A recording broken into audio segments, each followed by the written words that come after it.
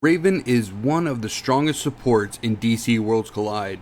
She's not just a core part of the Debuff Team, which is currently one of the top 3 teams in the game, but she's also one of the most valuable units overall. With her ability to revive allies, apply debuffs, and boost survivability, Raven can completely change the outcome of a fight. But is she a must build for every player, or only if you're running the Debuff Team? In this video, we'll break down her entire kit, strengths and weaknesses, best gear sets, team synergies, and whether or not she's worth your investment. If you enjoy these kind of guides, make sure you like the video, subscribe to the channel, and hit the bell icon so you don't miss any of my upcoming review guides, including Sinestro and the full Debuff Team. On another note, I also stream on Tuesdays, Thursdays, and Fridays at 6 p.m. EST. I hope to catch you there. Okay, so let's go ahead and jump into Raven. The first thing we're going to go over is her skill breakdown. So for skills, her ultimate, let's start with this. Raven deals 360% of her attack as superpower damage to the enemy with the most debuffs. She also permanently decreases their attack and defense by 8%. At level 2, the damage increases to 410%, and the attack and defense reduction improves to a minus 10% each.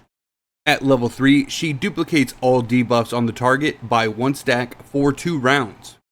This ultimate makes her devastating against debuffed enemies, punishing them even further while crippling their stats permanently.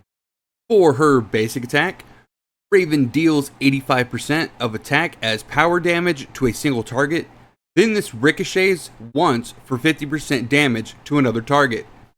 At level 2, this damage is increased to 95%, and at level 3, this damage is increased to 105%. This is not her strongest tool, but the ricochets give her a bit of extra value in multi-target fights. For her advanced skill, this is Raven's signature ability. She revives a fallen ally, heals them for 70% of their current HP, and pushes them forward 50% on the action bar. After reviving, Raven loses her strength for 1 round and cannot act. At level 2, the healing is increased to 100% of Raven's current HP. And at level 3, after revival, Raven and her revived ally each gain 1 stack of shelter, making them harder to kill again. This skill alone makes Raven one of the best supports in the game. It can completely swing battles, especially in arena. For Raven's passive, when Raven deals damage, she randomly applies 1 stack of bleed, poison, burn, or frostbite for 2 rounds. At level 2, if the enemy already has 3 or more debuffs, Raven's damage gains 30% lifesteal. And at level 3, if the enemy has 5 or more debuffs and the damage is from an ultimate, Raven also applies fear for 2 rounds. This makes her incredibly dangerous in a debuff team where the enemies are loaded with status effects already. Now let's go ahead and take a look at her badge. For Raven's badge, at level 10 we get an increase to the heal amount. This is going to affect the revive mechanic that Raven has with her advanced skill. And at level 20, after the revival, Raven and the revived ally permanently gain 20% attack and defense. And at level 30, when Raven regains her strength, she heals the lowest HP ally for 300% of her attack and ricochets once. When this badge becomes maxed, Raven isn't just reviving, she's empowering the whole entire team. Now let's go ahead and get into her strengths and weaknesses. So for her strengths, her revive is one of the strongest skills in the entire game. She's essential for debuff teams, but can also be placed into other comps. She provides both survivability and debuff support, and her badge upgrades allow her to scale into late game content. And the last thing I want to mention for her strengths is she's going to be very effective in all game modes. That's PvP, PvE, events, and Elite Arena.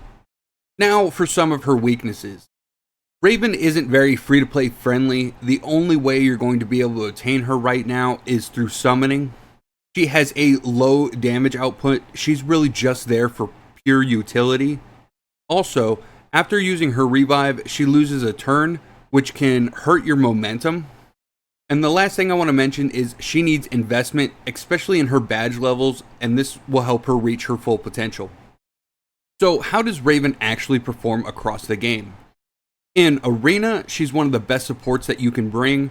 Her revive often brings Grodd back, keeping the front line solid and swinging the fight in your favor. In Elite Arena, it's going to be the same as Arena. Her revive is going to keep your team in play against heavy burst lineups. In PvE and events, she's extremely valuable in long fights, helping your team push through harder stages with her clutch revival. Overall, unlike a lot of the units in the game who are more dependent on their teams, Raven is actually strong in every game mode. She's easily one of the best universal supports in all of DC Worlds Collide. Now let's go ahead and jump into gear recommendations. For Raven, gear is all about survivability and boosting her revival power. The primary build should be 4-piece HP set and 2-piece block set. This is the best overall option. The HP set directly scales her advanced skill since it's based on her current HP. More HP means stronger revives. The block set adds survivability by reducing incoming damage. Her alternative build would be a 4-piece block set and a 2-piece HP set. This might be a little bit better in PvP if you're worried about taking a lot of burst damage.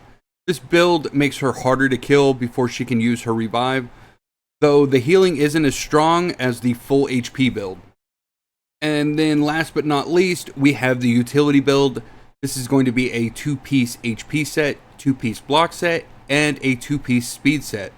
This is going to be a niche option that gives her a bit more turn priority. It's useful if you want her to apply debuffs earlier, but speed is secondary to HP and block. Your stat priorities should be HP percentage, defense percentage, block percentage, and speed. You're going to want to avoid crit and attack. She's a support, not a damage dealer. The bottom line is HP is king for Raven. It makes her revive stronger. Block and defense keep her alive to use that revive, and speed is just a bonus. Now let's go ahead and take a look at her artifacts. The first one I want to mention is going to be the Mirror of Reverie. This is going to be the best one by far. Basically, when she revives someone, she will lose her turn after the revive, but with this artifact, she will get her turn back. At level 2, she also adds 1 stack of bleed, poison, burn, or frostbite for the first 3 rounds of battle. This stacks with her passive, so you'll be spreading more debuffs. At level 3, she can trigger the artifact 2 times per battle, and she gains a 10% attack, HP, and defense for the rest of the battle after it's triggered. Another one I want to mention here is going to be the Philosopher's Stone. The Philosopher's Stone gives her vitality and 2 stacks of haste for 2 rounds. This will help her generate more energy for your team to ultimate a little bit faster. At level 2, you get 3 rounds of haste instead of 2. And at level 3, when she uses her ultimate, she will gain back all the energy used.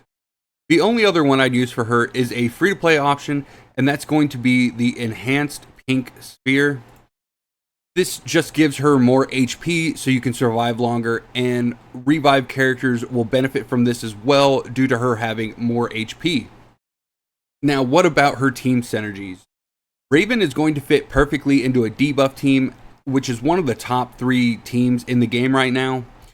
And those characters that she's going to synergize really well with are Grodd, Sinestro, and Batman. For Grodd, she's going to revive him when he falls, making the front line nearly unbreakable. For Sinestro, her debuffs are going to fuel his attack power and allow him to completely melt enemies. And for Batman, he's going to add even more debuff pressure, which strengthens Raven's passive. While she's amazing in the Debuff Team, she's also very flexible. You can slot her into pretty much any team just for her revive alone. So, should you build Raven? The answer is 100% yes. If you're running the Debuff Team, she's a core unit and completely irreplaceable. If you're not running the Debuff Team, she's still one of the best supports in the game because of her revive. Her only real drawback is accessibility, since she is a summon-only character, and the fact that she needs heavy investment to unlock her full power. My final verdict for Raven is If you're going to build a debuff team, she is a must build. And then for everything else, she is still a must build if you can manage to summon her. That's my full breakdown of Raven in DC Worlds Collide. Do you think she's the best support in the game right now, or do you prefer other characters? Let me know in the comments below. And don't forget to like the video, subscribe to the channel, and hit the bell so you don't miss any upcoming guides. Thanks for watching, and we'll see you in the next one. I know you told your friend you're not okay, and tell me what's wrong and why you never said you felt that way. And guess you're trying to stay strong.